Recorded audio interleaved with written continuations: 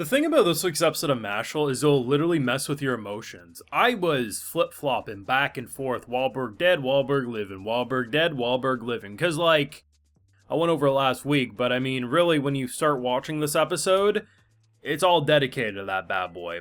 And it's like either they both dying or Walberg dying.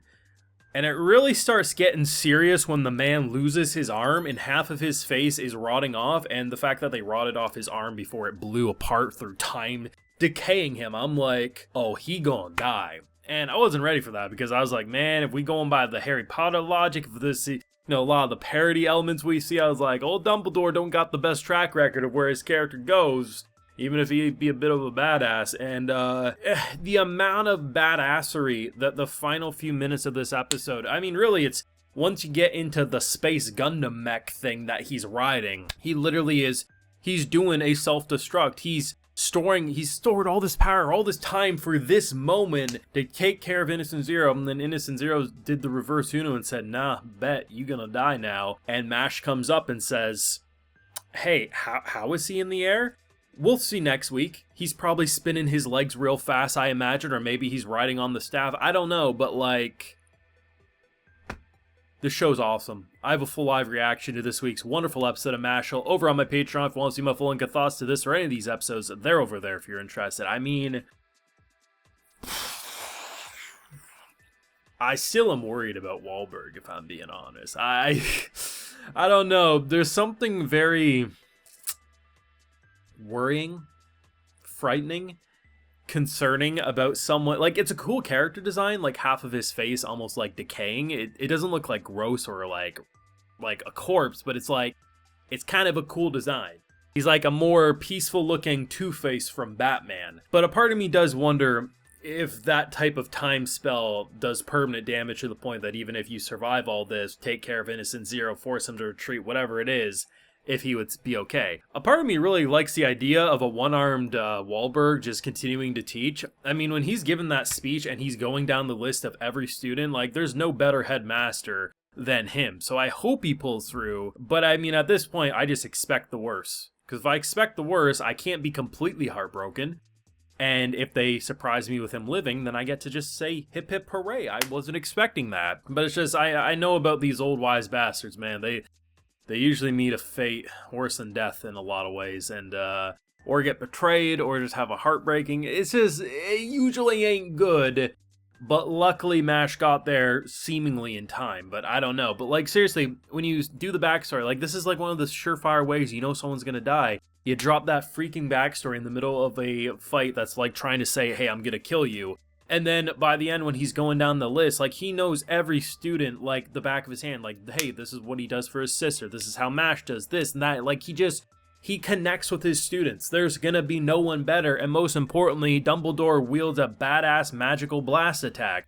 The dude be distorting space and time at this point. I mean, one person's controlling time, one person's controlling space. It's a clash, and it's just so cool. Like, Mashle has always had pretty cool fights and even magical-based abilities, which is funny when you consider the main character just uses his quote-unquote muscle magic. But I don't know, like, Core 2 has surpassed Core 1 for me. Core 1 is funnier, and I still think when Mashle is funny, like, and it gets me laughing, it's the hardest I've laughed to anime. But I love the idea of One Punch Man Goes to Hogwarts and what it's turned into. It's been an absolute freaking blast to follow, and I don't know, I didn't see it coming. When he, like, there was multiple points where I did not believe Walberg was winning, but when he unleashes his final hurrah, or what was supposed to be it, the fact that they pulled away from the fight and everyone saw, like, the supernova going off, they're like, it's like a sun exploding, it's continuing domain expansion, like, they knew what that meant, that he was dead. But this would take whoever he was fighting, in that case, most likely most people thought of Innocent Zero, and then he's just standing there and he's like, nah. You lost this fight before you even started. And I'm like, if that ain't gonna work, nothing's gonna work. Then he drops his staff, and I was like, please, for the love of God, Mash, find this dude, because we need to rip Bozo Innocent Zero. That's all I was thinking this whole time. But the music, the animation, like, I'm trying to think, And people can correct me or even point out some things that maybe they think are like more visually interesting. But once they got into the space background, like the galaxy background with all of the just craziness that was going on, I really feel like that was the most visually impressive sequence we've seen in the show. And there's been some good fights, don't get it twisted, but there's something about how the explosions or the way he just cuts apart just space and like moves himself or moves, it looked really good.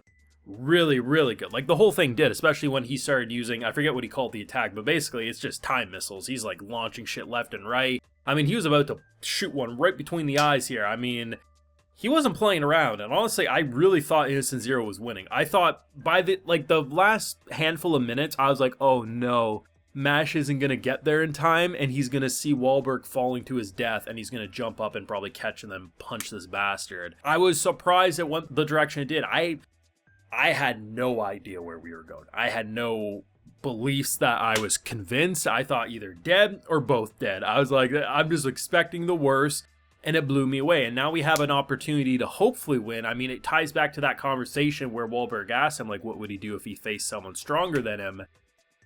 And here's Johnny. Shows like Mashle don't come out as often as I would like. You know, even though it's a very unique concept, I kind of look at a show like Mashle in a similar way I look at a show like Dr. Stone. You can just tell the author is doing something very different, and you can't really see yourself comparing, like, despite me saying it's kind of like One Punch Man Goes to Hogwarts, like, that's the general idea of the premise, but the actual execution of everything with its characterization, its world building, and everything, it actually is a very unique show, and I just feel like the way the author clearly wrote this and how this team is adapting it, it does remind me of Dr. Stone, where I'm just like, it feels passionate, it feels like they're putting the care, and while not every scene or every shot's going to be this Sakuga fest at every possible moment, I think the true fans of a show like a Dr. Stone or a Mashle just are happy to see a consistent art style with some fun animation, and then sometimes you're like, okay, this is actually really cool. They're actually going up a notch for this very important moment.